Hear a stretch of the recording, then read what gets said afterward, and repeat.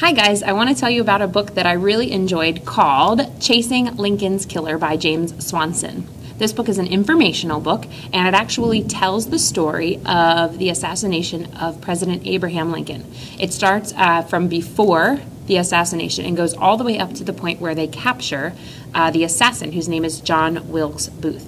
I really enjoyed this story because it's told like a story. I'm not a person who typically picks up nonfiction text. It's not my favorite to read, but I enjoyed this one because it's written like a story. I hope that you'll try it out too. If you like books that are historical and that are suspenseful, this is the book for you. Let me read a little bit of it so you get an idea what it's like.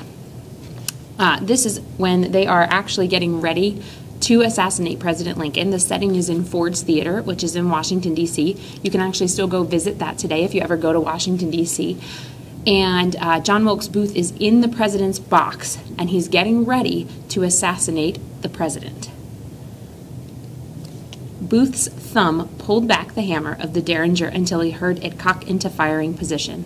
His hand reached for the doorknob. Though he could not see the stage, he could hear the dialogue. Now, Booth knew only 2 actors remained on stage. The tension was unbearable. The dialogue spoken on stage no longer sounded like words, but like the last ticks of a dying clock winding down. It was 10:13 p.m. Once Henry Hawk was alone on stage, Booth opened the door and stepped into the president's box. Hawk began reciting the last sentence Lincoln would ever hear, a series of corny insults that delighted the audience. Lincoln was so near. If Booth wished to, he could reach out and tap him with the muzzle of the pistol. No one in the box had seen or heard him enter. They all continued to watch the action on stage. Booth began the performance he had rehearsed in his mind again and again.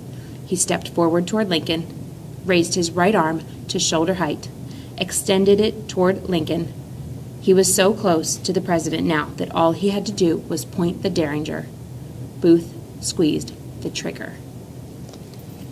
I hope that you'll try out this book. I have a copy of it in my classroom. It's also available in our school library, and you can check it out at the public library. Thanks.